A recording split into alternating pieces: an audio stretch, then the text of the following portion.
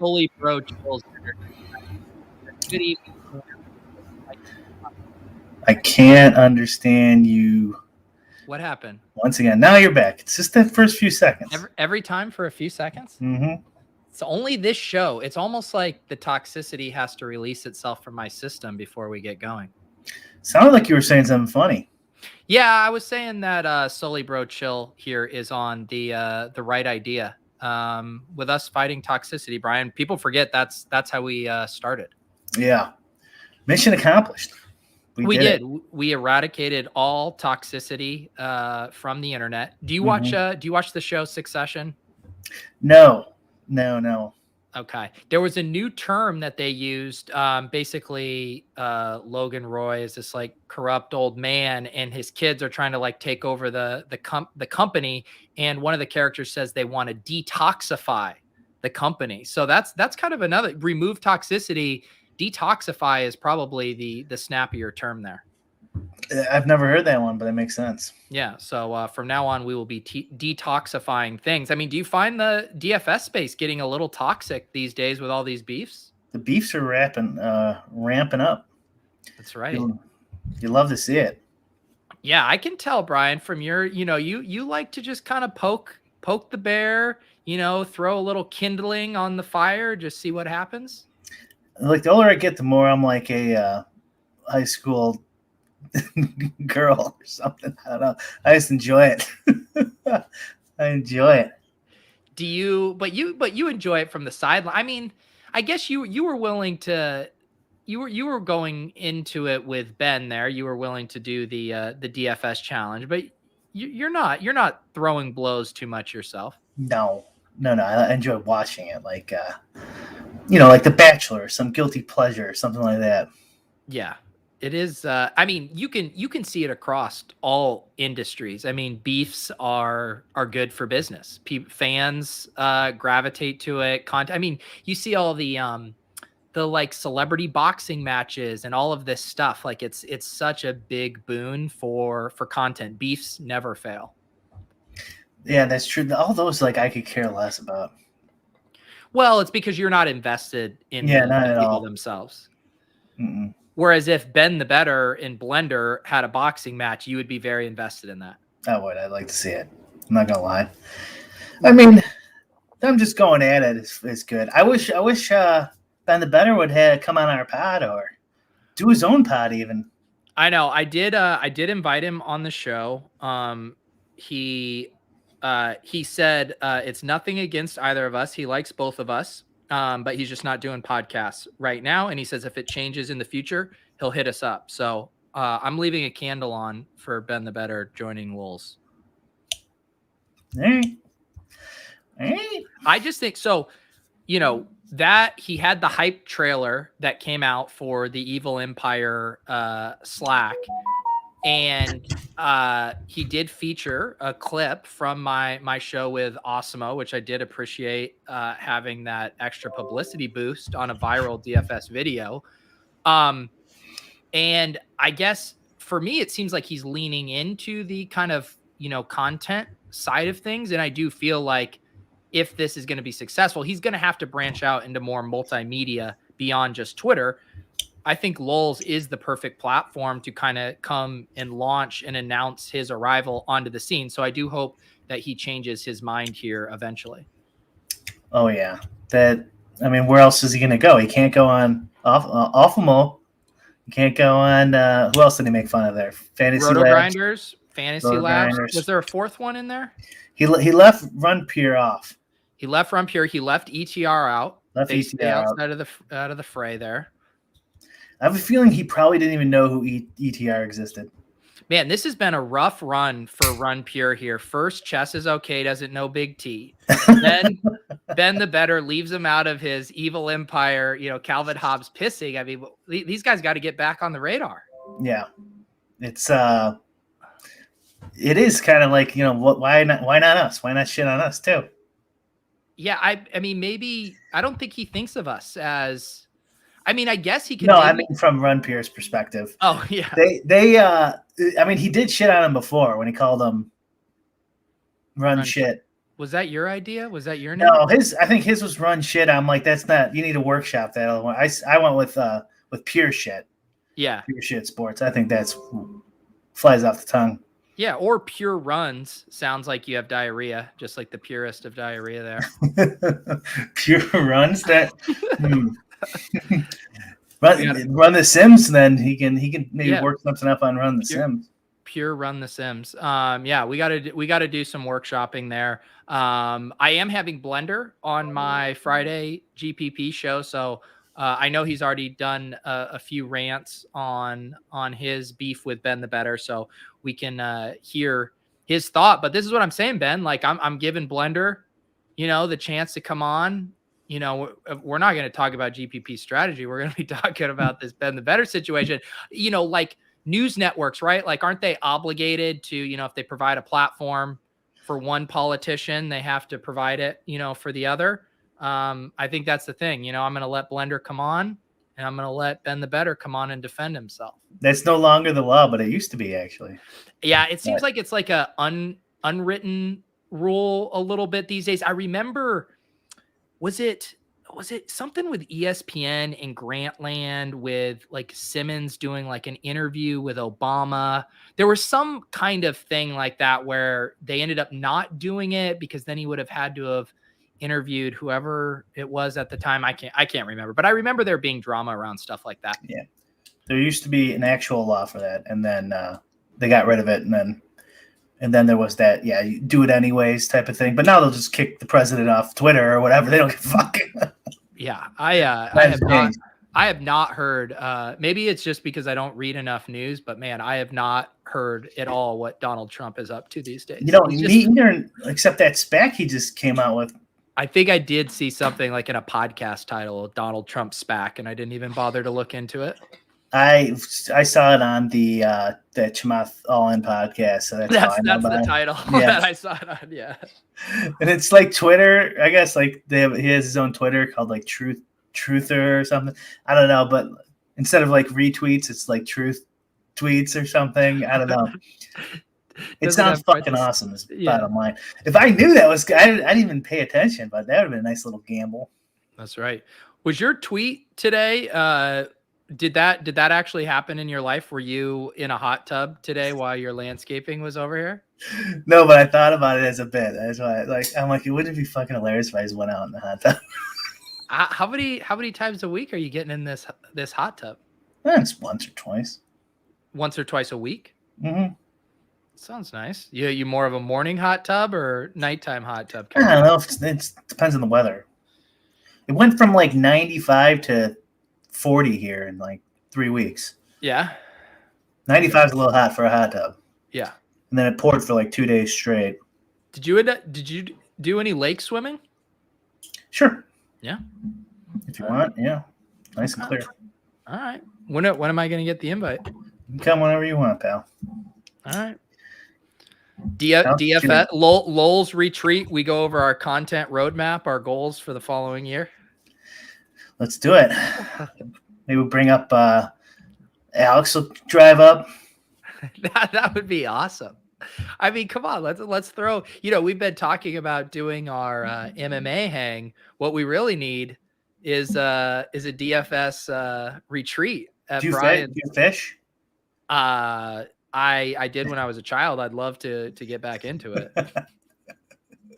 It's right away. I was like, no, he's not. I'm not. You fish? It's not like I can brag either, but I have been trying here. Yeah, or just completely self-taught. I don't like touching the fish, which is a problem. You're scared of the fish scales? I give it to my brother. Like, take this off.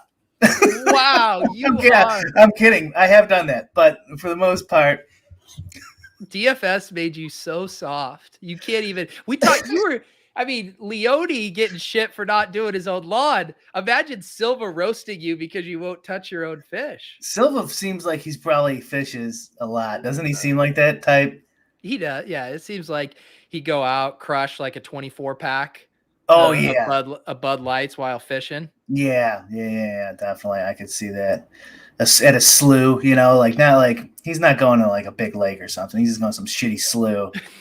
Fucking take take a 30-pack of natties or something. Well, Silva's going to be on the invite list. He can make the drive up. Him and Osimo carpool. I'll fly in to Chicago. Maybe I'll just rent a minivan and I'll just kind of Mighty Duck style drive around Chicago, picking up all the DFS players. And then we'll head up to the cabin. Let's do it.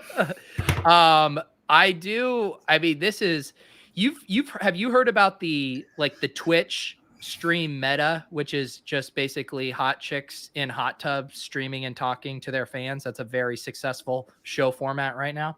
I heard, on Twitch, right? Is that what you said? I did hear that, yeah. So, and some of the best ideas come from, stealing it from other industries and then bringing it to our industry. I mean, maybe Lulz needs to be the first ever hot tub streamers. We could do it. Think about all the hijinks we could have in there, me tossing, fish to you and you freaking out. I mean, the ratings would be through the roof. I think our demographic would change slightly. It'd still be male. You think? Yeah. Yeah. Yeah. Probably. Willis says the meta is dead, but I bet we could revive it. I mean, when you get 2 DFS hunks and 1 Illinois hot tub, I think the meta would come rearing. They have full nudity on YouTube. Go on. Speaking of the hot tub show. Go on. What kind of shit are you watching, Brian? I just saw this the other day. They have naked yoga. Brian, how did you stumble upon this? I saw it on a podcast, and of course, I immediately looked, and it's true. So it's not blurred out or anything. Just full on. It's hot naked girls doing yoga. What? Full nudity. What? How does this not get taken down? I have no idea. Wow. So we have all these people getting deplatformed from YouTube, but the one thing they can say are hot people doing yoga. Yeah. Wow. Don't say anything about Hunter Biden, but why is it right now? Yoga. I just see our views going down. It's 100, 88, 70, 60, 50, 40. Everyone is Googling hot yoga right now. They're gone. We lost them, Brian. Yeah. I would say we gave that naked yoga a boost, but I'm sure it's probably got hundreds of thousands of people already. I'll tell you, the naked yoga does not need our help. No. You know who the one person in the DFS industry that, I mean, Osimo's watching this right now and he just got the idea. He's going to stage this, this photo of him. It's going to be a photo of him naked. It'll be blurred out, but him at his desk making DFS lineups. Can't you just see Alex posting a photo like that? I can see that. Yeah. He's like you now though. He's got a wife, so he could force her to take the picture. You know what I mean? Like, oh yeah, his photos are far too staged these days. There's help with those photos. Oh yeah. I even with some of mine, I would get sheepish and I'd be like, I'd rather just take this myself, so no one has to say, "Did your wife take that photo?" Alex had a tweet earlier that he's going to the bar with his laptop, so I assume he can make NBA late swaps. Yeah, well, actually, I guess it's not too bad. The later swaps are easier, and you could easily do it on your laptop. But after the first game, you needed to swap. I wouldn't want to be at a laptop because there's just too many games left. Be at a bar with a laptop, I should say. Because of the amount of you need more screen real estate, or you just don't want to be. I mean, if there's like 1 game left or 2 games left, and there's an injury, like so many of your lineups are already locked or 1 spot left, you're just going to run an optimizer. Have you considered that Alex is built different and he's actually not human, and he could just, on his TI-83 calculator, make all the right swaps? Have I considered if Alex is human? You're asking me this? Yeah. I mean, you were the one who kind of blew the lid off that story that he's not human. I was just watching their Live Before Lock show, and Greg said Alex has a twin brother. I don't know if he was joking. I think he might have been joking, but I was working, so I couldn't totally pay attention. Do you know anything about this? No, I don't. Anyone? Chat? So it was Osimo has a twin brother? Yeah. He was either doing a bet or he has a twin brother. Maybe his brother is fully human and he's fully robot and they were separated at birth. I'm thinking it's like Data and Lore. Did you get that? Did you get that reference? I don't. I laugh like I did, but I didn't. Okay, good. What's the reference? It's Star Trek. Okay. Yeah. My dad was really into Star Trek when I was a kid, and I like thought it looked cool, but I was too young to ever get hooked. And then when I was probably old enough to start to enjoy Star Trek, I was interested in other things. Yeah, it's pretty bad. There's Let's see here. Andrew says, how much to get Brian say Shiboshis to the moon? Give him a price. I'm part of the SHIB army. Hey, God, Shiboshis to the moon. Come on, Brian. You got to negotiate. I was about to get a $6.90 tip on this show, and you just fucking blow your load. God. He could give you like 1,000 SHIB. That's like what, like 40 cents?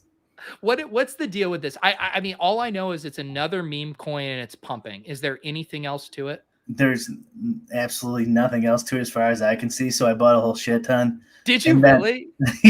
Are you just trying to swing trade Shiba? Like 2 weeks ago or 3 weeks ago. I'm like, you were on it 3 weeks ago? You were on the ground floor of Shiba? Not the ground floor. Like if you would have got on the ground floor, it'd be like billions of dollars right now. I'm not kidding. They saw a tweet. Somebody bought $8,000 worth when it first came out. It's worth $5.7 billion now. Is this like is this another Wall Street bets type of pump? Yeah. Yes, that's my guess. I think the only thing I saw on it, I'm not doing a ton of not financial advice. You're not doing your 50 hours of research before I'm not doing 80 hours. Coin? I'm not doing 80 hours of research on NBA, DFS, or SHIB coin. Yeah, it's because you're watching fucking naked yoga all day now. Well, it takes up a lot of time. They have a lot of episodes I haven't seen yet. Yeah, you go back in the catalog. Some of them are really good. What are we looking at? Is this vinyasa? What kind of style are you practicing these days, Brian? Oh, that was it. Vinyasa is more of that meditation part too, right? Wasn't it? Yeah, there's a little bit of that. I mean, it sounds like you might be focused on other things than kind of the technical aspects of the practice. Just maybe the figures, and you might be lusting after the performers. I'm just here to learn. So the only thing I saw about SHIB was they burn their like tokens. I don't know if it was on a schedule or something, but they'll burn a whole shit ton over time. So it's deflationary. Yeah, but then I read something where they do that, but yet it's still not even deflationary somehow. So they're like, I don't fucking know. I just aped in. I love that idea of being like, we do burn, but we're actually minting at a higher, faster clip than we burn. So you could just say that you burn, but it's still not deflationary. I also like being able to use the bit, like with my brother. Yeah. Like, dude, SHIB's up, bro. You getting in SHIB? SHIB army? Up, bro. SHIB loose, dude. I can't believe I missed these. These shit coins come out of nowhere. And I've been plugged into the NFT world, and I completely missed the Shiba stuff. I keep missing the shit coins. It's completely ridiculous. I'm saying this having invested money. And if you go to CoinMarketCap, it's the 10th largest by market cap on a CoinMarketCap. And if it got to like 1 cent, it would be like bigger market cap than Bitcoin. What's going to happen when we run out of these Asian dogs to name these coins? Is this a bubble when we run out of these dogs? I mean, because it seems like that's the meta right now, but eventually we're going to run out. Sharpay coin. That's the next one. Brian, we need to start Sharpay coin. Wait, what's Sharpay coin? Sharpay is a dog type that has incredibly wrinkly features. And I actually think this is the next $1 billion idea. I'll show you a Sharpay here. That's a Sharpay. Okay, yeah. Look at these wrinkles here, Brian. If we launch Sharpay coin, can you imagine? This is big. I feel it already. I mean, that's adorable. This thing, Brian. I mean, so Shiba Dave says they had 4 quadrillion tokens. I think we do 69 quadrillion Sharpay coins. Is there any celebrities who own a Sharpay that can pamp our bags? Ooh, this is good. You're already thinking of celebrity influencers, famous people who own Shar-Peis. Let's see here. Meet. Okay, this looks promising, Brian. This looks real promising. Meet Luis Redknapp's adorable Shar-Pei, celebrity Snoop Dogg's. This channel has one point. Continuing her casual stroll around I think this is a British lady. Are you willing to have a British ambassador for our new meme coin? It says Snoop Dogg in it. Celebrity Snoop Snoop Dogg. already pumps Shiba, or Doge or something. Look at this dog. I mean, this is a wild video. Not much action here. All right. Well, why don't we buy like 1,000 of these dogs and then just mail them to celebrities and then see if one sticks? This is okay. I'm sold on Luis. I think she is going to be our celebrity ambassador for Shar-Pei coin. Hey, Brandon, no. I need to turn off YouTube before you guys get unsavory ideas. Yeah. Wait, what? There's already a Shar-Pei coin? Really? Are you fucking kidding me? Let me see this. What's its code or whatever? Oh my God. This is brutal. I don't see anything. Hey, come on, no. They don't get to squat on this. They only have 80 Twitter followers. Welcome to Shar-Pei, Sure Watchdogs, a community-driven, decentralized meme token. God damn it. Well, you know what? Maybe they just needed an influencer like you to take over the project. And yeah, it's always been my dream to pump and dump a NFT or cryptocurrency project. Yeah, I'm devastated because someone had this idea back in May and they didn't execute it properly. That's a good idea, though. Thank you. Yeah, it's a good idea. I like it.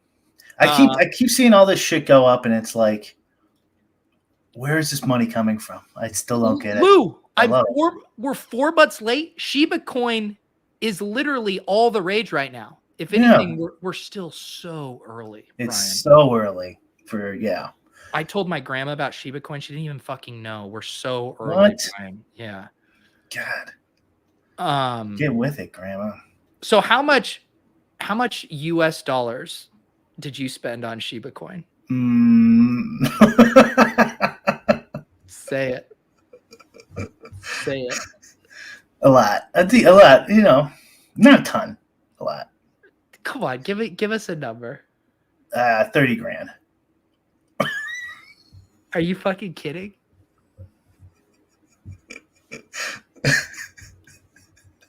How much are you up? How much has it gone up since you put let me check. This is stupid. We shouldn't be talking about this. 100% we should be talking about it. Either you have massive conviction on Shiba coin, or you have way too much disposable income right now. It's at 8861. And what did you buy it at? 30 grand. So it was at $80,861. Oh, so you've like I bought it was 1 million. I wanted 1 million. So that's how much it costs. You're like Vegas Dave with a Bitcoin. Vegas Dave is the fucking goat. Why wouldn't I want to be like that? You thought that Shiba coin only came in denominations of 1 million. That's true. I did think that. I haven't seen a Vegas Dave tweet in months, by the way. He needs to unblock me. I can't believe you're blocked by Vegas Dave. I know, it's the worst. But again, we've talked about this. I can pass along all the Vegas Dave tweets. You pass along all the Randone tweets, and together we have our bases covered. Yeah, I haven't seen a Vegas Dave tweet in a while, so you're not really holding up your end of the bargain. So let's talk about kind of how you're going to play this from an investment standpoint, because now that I've done some NFT trading, if I were you, I'd take my 30,000 back off the table, and I'd say, you know what? Now we're riding with house money. How are you thinking through this financially? Well, if I did that, I wouldn't have 1 million though. So you're gonna let your OCD prevent you from pulling your profits off the table? Well, I do have a little more than 1 million. Maybe I could sell that. Will that make you happy? So Nah, you're I'm just gonna ride it out and gamble. Who gives a fuck? Jesus Christ. Goodness. I don't know. What should I sell at? I mean, it's completely fine to write it out, but at least pull out your 30,000, pull out 40,000, pull out half of it right now. You made fucking $10,000 on a meme coin, and then you're playing with house money. You don't think it's gonna go to number one? I think it's going to be the new world reserve currency within 6 months. And imagine how much you would resent me if you were sitting on, you know, a $10 trillion bag of. That's true. Yeah. If only you had this kind of commitment during the Top Shot heyday. Hey, actually, that reminds me. So Karain, I'm going to go down to New York for the Top Shot stuff. Karain got a legit VIP invite from Top Shot to go to the Knicks game because he's such a big bag holder. I have to imagine you received something similar. Seriously? No. I do kind of shit on them on our show. Maybe they don't like that. No. I'm tight with Top Shot, but I mean, your bag is bigger than Karain's bag, right? I'm assuming I hold most of Karain's bag. How much money has this guy got? Yeah, he said I wonder if it was something where they did it like localized because they knew Karain lived in New York. That's the only other theory I'd have to it. I guess. I don't know. But I mean, it's not like you were going to fly out to go to a Knicks game, but you would like to feel wanted. I wouldn't drive to the United Center to go to a Bulls game, much less a fucking Knicks game. Yeah, we famously spent an entire episode doing a very poorly planned giveaway because you didn't want to go to the Fantasy World Championships. Fantasy World Championships would be all right, I guess. But not in Philly. Well, this is why I'm going to have to fly in to Chicago because you refuse to travel, you refuse to vacation, so I'm going to have to bring the party to you. That's true. And I'm the one with the SHIB coin, so... I mean, you're going to be flying me out when SHIB coin goes to the moon. Are you part of? How have you not started doing SHIB memes? Are you retweeting SHIB memes yet on Twitter? No. I mean, Davis will buy an NFT for 0.08 Ethereum, and he'll fucking fire off a tweet to his 40,000 followers. You buy $30,000 of SHIB coin, and you're just gonna. I had to pry it out of you. Pump your bags, buddy. My 4,500 followers are not gonna pump shit anyways. Well, I do now actually need to add not financial advice to the disclaimer on this video. Otherwise, I'm going to need your SHIB money to help support my legal fees when someone sues me for financial advice. Yeah, well, if SHIB goes to 1 cent, I'll help you out. I promise. Goodness, that's why it's so cheap. It's a genius idea for to become a meme coin because it was so dirt cheap that at any point someone can see it and be like, oh, it's only 1/1000th of a cent, even though it's gone up 5,000% already or whatever. That is the most genius thing about those meme coins is because people love that idea. Like it's the reason people don't want to buy Bitcoin, right? Because they look at the price and they're like, I don't have $60,000, but they look at something where it only costs, 0.4 of a penny to buy. And they're like, oh, now if this goes to 1 cent, oh my God, that's 1,000. People eat that shit up, even though it doesn't actually matter. It's like a game of chicken or something. Hot potato. Because you could buy at any point. And it just depends on when you want to sell. So I could sell now, but someone before me could have sold for 5,000 profit by now or hold. Wait, are you just now discovering what a Ponzi scheme is, Brian? Wait a second. Brian, Josh is right. You're like, and if I sell it to someone else for more than I bought it, then they'll be left holding the bag. Wait, now I get it. That's the thing, Brian. I mean, I think you need to come out on the show right now and say your intentions aren't to dump on any. I was trying to get you to dump on someone, and you are actually the true believer that just believes in the fundamental technology of SHIB coin. You definitely have to put not financial advice on this one. No, I think it's a fucking joke meme coin, and I want it to go to $1. The thing is what I actually feel very good is I feel like we have an incredibly smart audience to where I don't even have to worry about those things. But I saw Deez, who is a big time NFT influencer. He works with Andy over at Fractional. He had this tweet that I'm pulling up right now. He says, I rarely stumble onto NFT YouTube, but when I do, it never fails to make me cringe. It's just these videos with a shit ton of views. I made $832,000 flipping NFTs, how to make money with NFTs in 2021. I tried making money with NFTs, how to buy and sell NFTs for profit. These, Brian, are the videos that need not financial advice associated with them. The top guy looks pretty badass, though, so he can go. He's doing my bit, which is dressing up like your CryptoPunk. Oh, well, maybe this is all your fault. Have you ever thought about taking responsibility? Yeah, I think my CryptoPunk video did well. It didn't do 348,000, partly because my title wasn't how I made, $832,000 flipping NFTs. So, Justin or Jason? Justin Kelly in my chat is saying he's pretty sure I have 1 billion, not 1 million. So let's see. Are you telling me, Brian, that you spent $30,000 on this coin and you didn't even know how many you were? What's 9 zeros? 1, 2, 3, 4, 5, 6, 7. Isn't that a billion? Is it 8 figures a billion? No, 7 figures a million. 8 is 10. 100 million? Why can't I do this math? So it's a billion. Okay, you have a billion. Okay, I got a billion. Okay, my mistake. This shows you this. Here you go. Yeah. You guys could think that the Alex Becker guy is legit, but the clickbait is predatory and misleading for 99.9% of the people who will watch his video. But congratulations on having a million or a billion SHIB, Brian. Yeah. When you see Davis tweeting out that he's not into something, you got to look into it. That's what happens in the Club MGMI Discord is Davis says he's in on a mint and everyone says I'm out. Because I've never seen someone have such awful combination of instincts and luck. Everything Davis mints just turns to the worst kind of dust imaginable. Even his bag pamping is not holding value up there? No.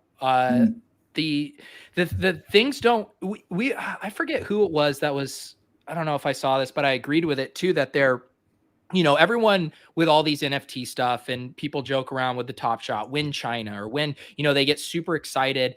And there's some influencers that are outside of the NFT world that can like move the needle a little bit. Like Reese Witherspoon recently tweeted about one, I think it was World of Women or something, one of those NFT projects. And it started to run on that because Reese Witherspoon is like an A-list celebrity. But for the most part, like an NFT influencer with 30,000 followers will move something far more than some, I don't know, C-list celebrity with 1 million followers who doesn't have a primarily NFT focused following. Because it's just like you think about right now the barriers of entry for some of that stuff, and having a MetaMask and navigating OpenSea and understanding gas fees. Like it's the NFT savvy crowd that thinks they're getting out in front of something quickly versus, you see Reese Witherspoon tweet and you're like, what is that picture? How do I get that? Why do I even want that? I think it's a completely different audience. Yeah. I'm surprised not as many people do it as is. That's why we were saying last time, the Coinbase NFT market should, I think, make it easier for a decent amount of people. Yeah. Yeah, that one will be, how many people? There's an absurd amount of people on their wait list right now, I think. It was over 1 million last I saw, right? Yeah. Yep.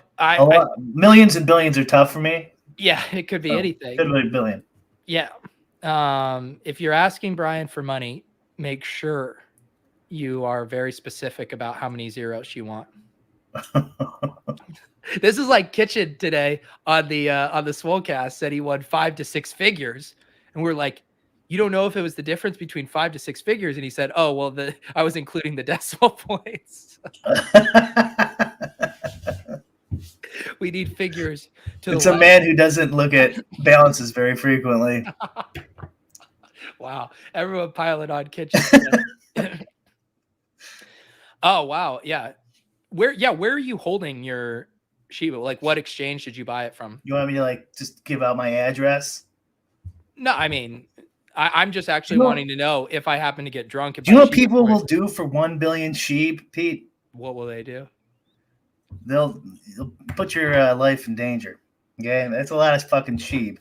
I think we learned so much about you today, Brian. What? We learned that you've been watching naked yoga videos and buying $30,000 worth of meme coins. Like, are you okay?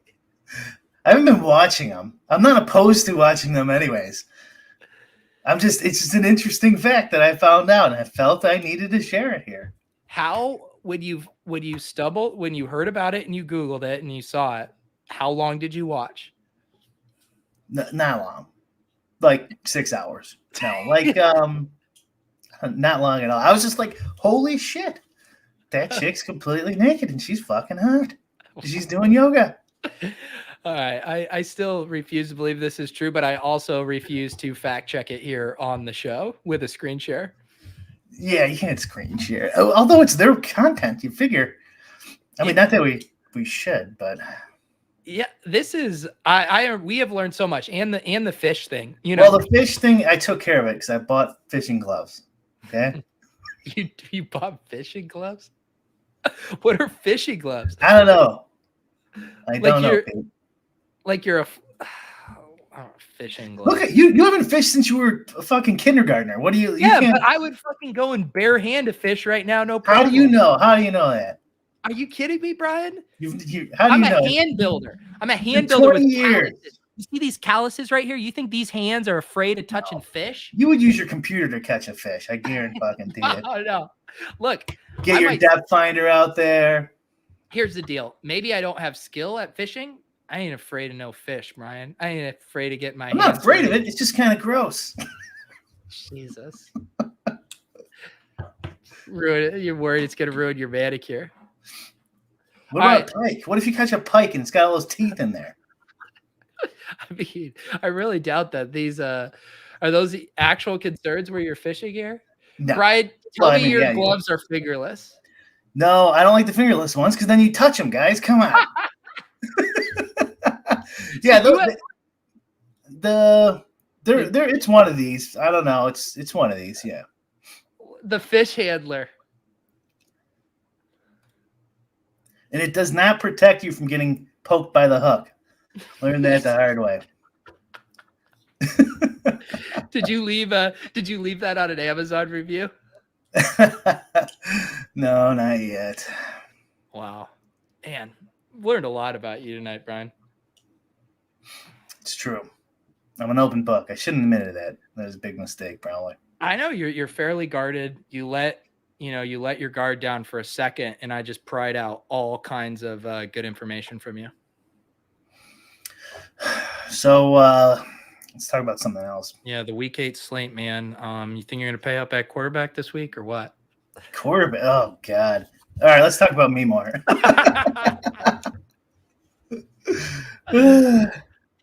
I listened to your Matic pod, the Takecast that you did. Yeah. Yeah, and you're saying that you hate to do waivers. Yeah. Waivers on what? Yeah, that was the worst, man. When I was playing like 7 back in the day, I was like in 7 or 8 leagues maybe. And it's like, this is too much. Yeah. Too much fucking work.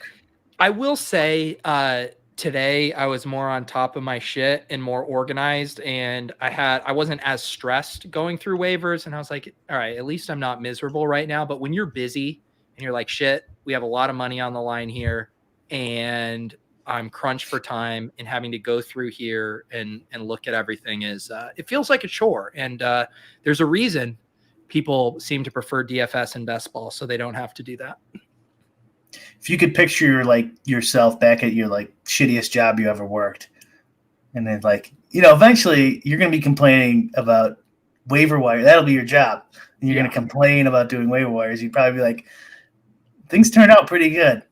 Yeah, no, I'm very careful about that too. Even when I'm talking with Davis about stuff, I probably don't say it enough, but I am the happiest I've ever been from like a work standpoint, like just truly excited to do almost everything that I do over the course of the day for all my stuff. So yeah, I feel extremely fortunate. And it seems hilarious to complain about doing waivers in that context, but yeah, I am truly living the dream these days. What was your shittiest job? Man, well, I worked at a cemetery for 2 Fish cleaner? summers. No, Oh, really? yeah, Wow. I had so it was after my freshman year of college. I was coming home for the summer and I was trying to get a job. And I first got this job. I had applied because my dad worked for the National Park Service and he saw like the government job board. And he was like, this national cemetery by our house was hiring. And I applied for it, but I was like, I hadn't heard back yet. So I still needed to get a job. Got a job at Buffalo Wild Wings. It was the 300th Buffalo Wild Wings store in Denver. So I'm doing like 2 weeks of training. I'm on the wrap station, creating the buffalo chicken wraps for the people there. I get the call from the cemetery and they're going to pay me like $15 an hour. And, Buffalo Wild Wings is paying me like $8 an hour. Yeah. So I just dropped it. Buffalo Wild Wings, very upset. They trained me for 2 weeks. And then I was like, peace. I just got a pay raise.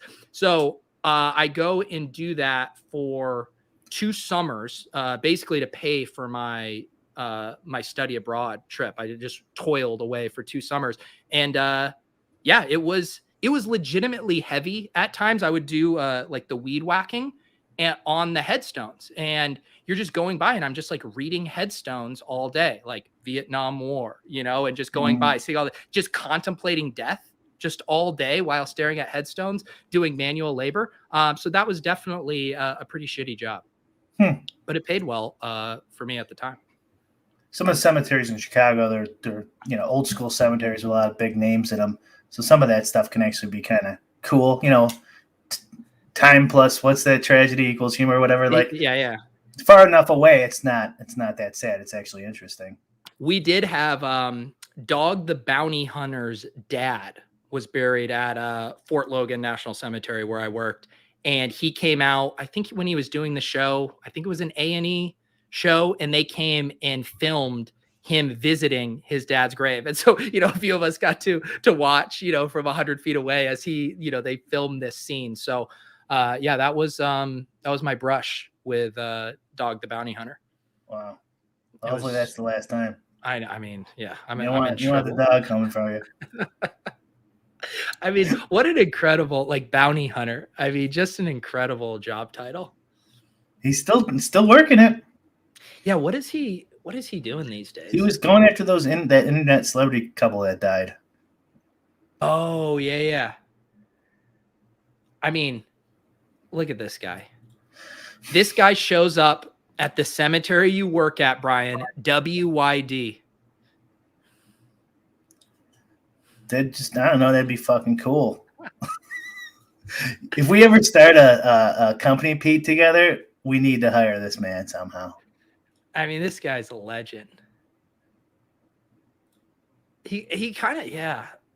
I'd want like him, Vegas Dave, and Ben the Better. That's the triumvirate. Yeah, that's the face of the company. Yeah, it would be good. What's your do you have any good celebrity run-ins in your day? Oh God, I have the worst fucking memory. Eddie Vedder ran into me at the Wrigley once. He ran into you? Yeah, I think they were like shuffling him through to like go to the bathroom or something, and he's just got this huge bodyguard pushing him through. And it's Wrigley. You've ever been to Wrigley? So like, there's no space. It's 1,000,000 years old, and he just bams into me from behind, and I'm like, it was one of those where you're like, what the fuck is going on? And you turn around. He's sorry, man, sorry. I'm like, that's fucking Eddie Vedder. he's pretty small, short, or whatever. Let's see. Let's get a visual here on Eddie Vedder to so I can fully picture. I mean, he was cool. He was totally cool about it. So, is this is the man? 5'7", it says here, huh? That seems about right. 5'7". Wow. He was pretty significantly shorter than me. Yeah, 5'7". A lot of these celebs, Brian, pretty short, man. His Pretty bodyguard short. was at least a foot taller than him. I mean, if I'm 5'7", I definitely need my bodyguard at least a foot taller, preferably a foot and a half. Yeah, it's huge.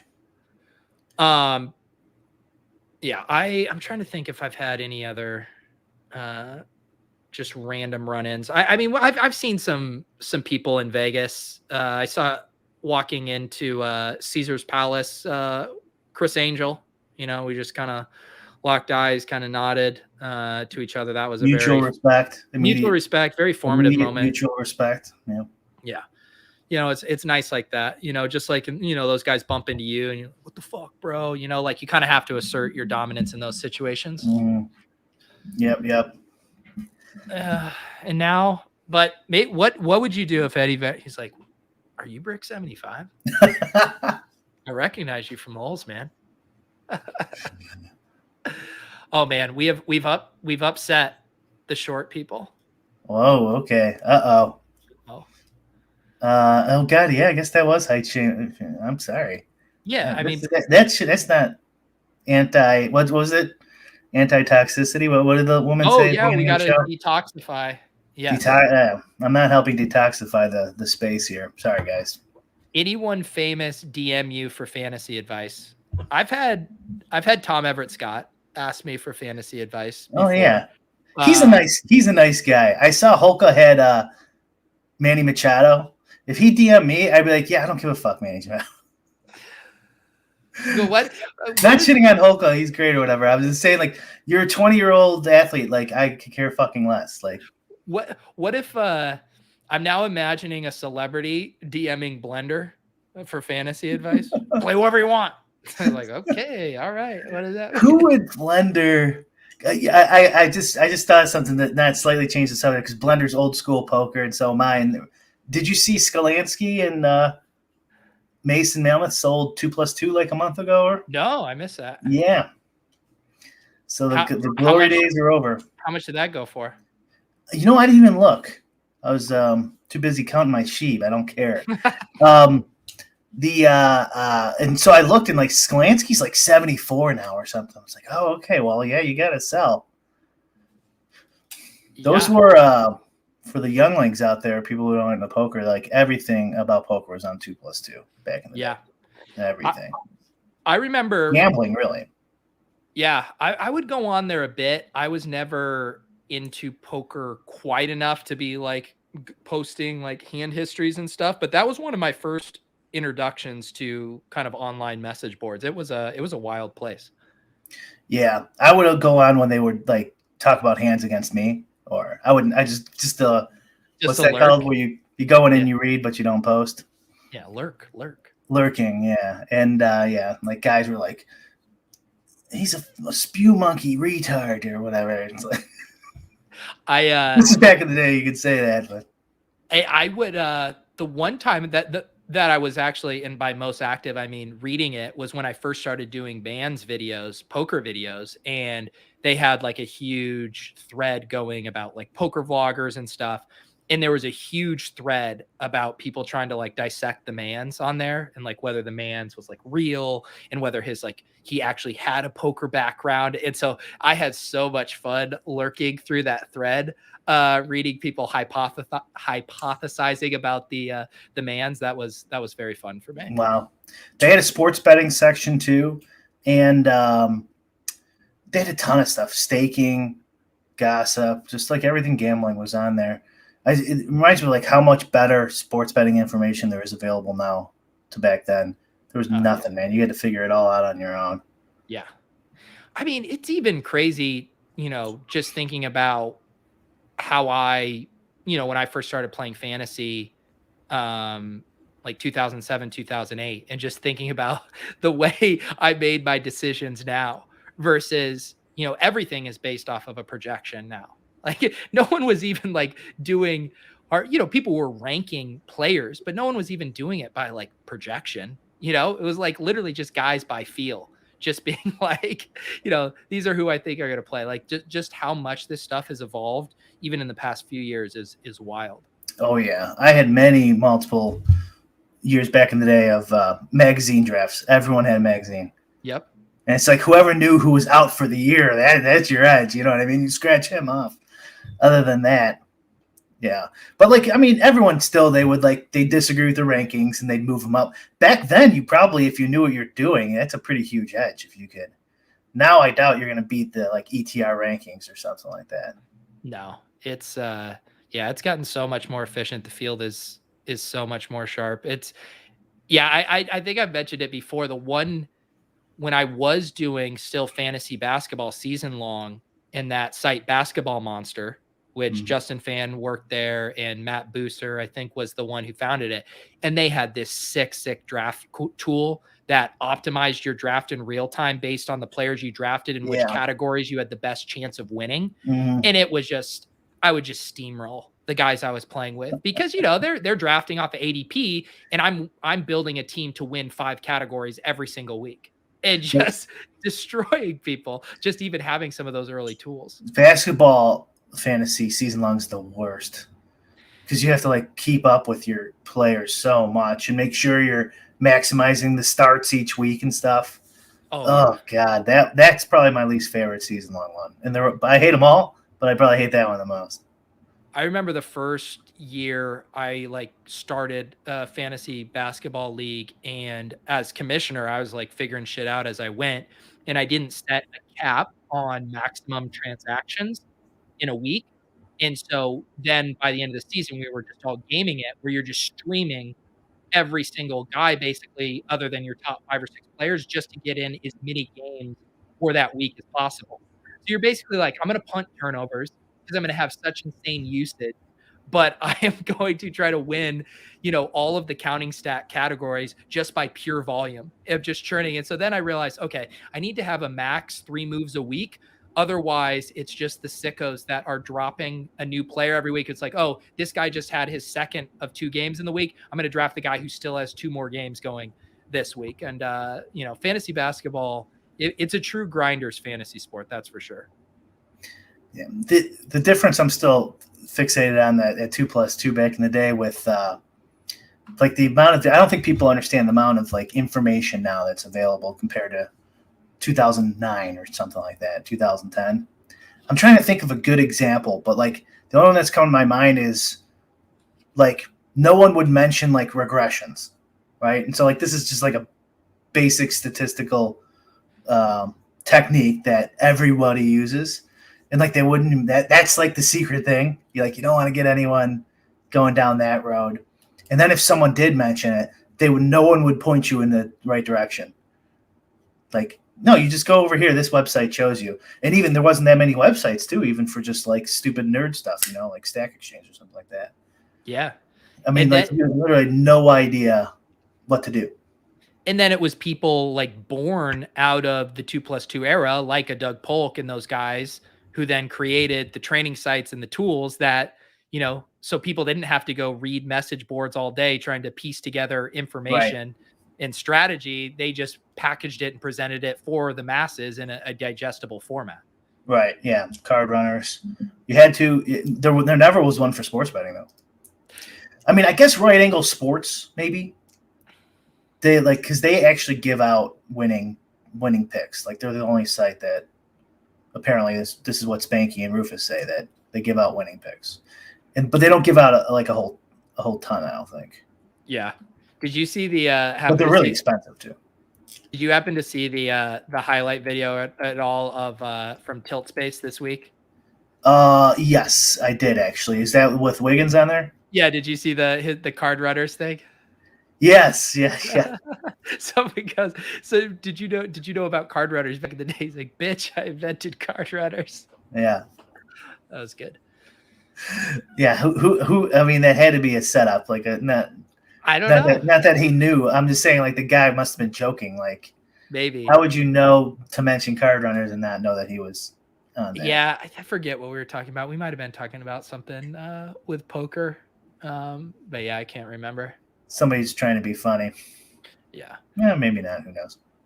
people trying to be funny on the internet. It's like, Pete, have you ever heard of this character, the man's character? Bitch, I invented the man. Oh my God. I think Mans might be making a return. He's been a little quiet. I saw your tweet. Yeah, he's thinking. I think he might be getting back in the content game on Friday, 4:20 p.m. Eastern. So, for all the Mans fans out there, hella chill start time. You know your showdown show. If I may be so bold. Yes. Stop it! You suck. No, I'm kidding. A little earlier. So, yeah, well, first of all, no, I want you to explain your thought, and then I'll explain my thought process. But why a little earlier? Just because when I'm making lineups, I notice like when I'm done, all the stuff is in, and my process kind of takes a long time. Mm-hmm. I'm like done, and then your show comes on 10 minutes after that. Yeah.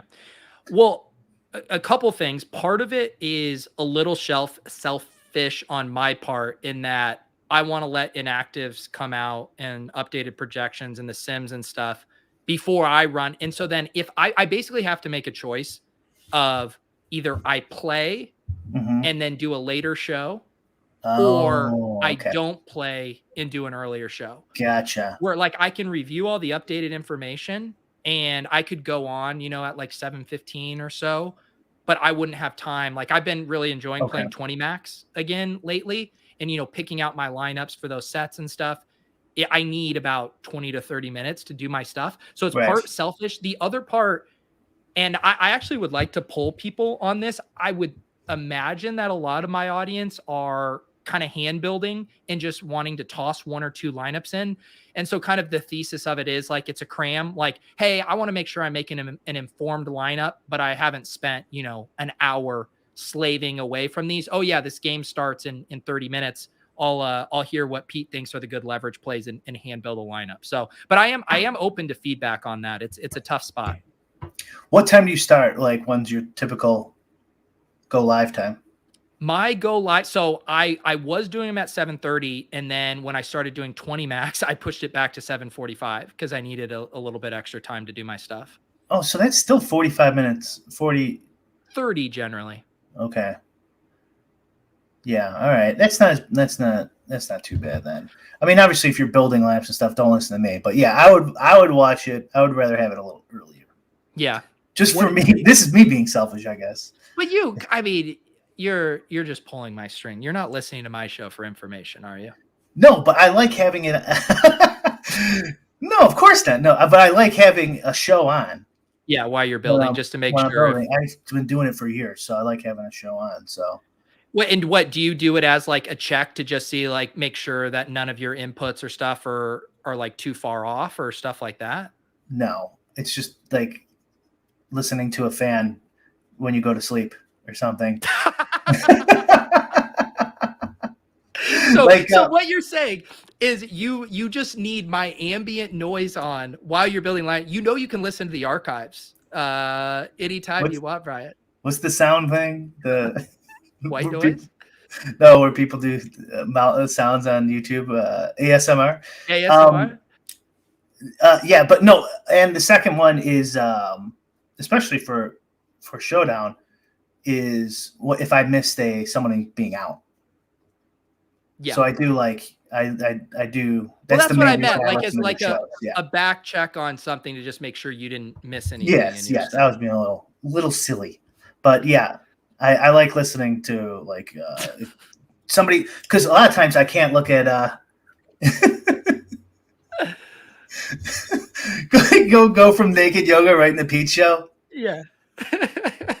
God. I would rather not. I would rather not have. I just got done with a 2-hour session in naked yoga, Pete. I'm here. I don't want to know what your type. I'll come on live with you. Yeah. God. I'm sweating. Yeah. Did you do any yoga? No. Let me know in the comments or in the Discord if you guys would like an earlier show, or if the 7:45 time works for you. All right, we're gonna wrap this up. We learned a lot about Brian. today, we learned that he bumped into Eddie Vedder. Eddie Vedder bumped into him. We learned that he doesn't like to touch fish. We learned that he likes to watch naked yoga in his free time. And we learned that he spent 30,000 American dollars on a meme coin. Did I forget anything, Brian? Well, part of that was gross exaggeration. But... Okay. All right, guys. The audio, as always, is posted on the podcast feed an hour or so after this. You guys should subscribe to Brian's YouTube feed. Also, you still posting the props over on your website, right? Got props up for tomorrow. NFL, PGA ownership. Although sounds like there's gonna be weather issues, so it might not even go off. I haven't looked. Yeah, and I think that's all I got up there right now. All right. And I am headed over to the ship chasing feed for all of you season long bros cramming for waiver decisions. I'm headed over there right now. So for Brian, I'm Pete. Enjoy watching your naked yoga this week, guys.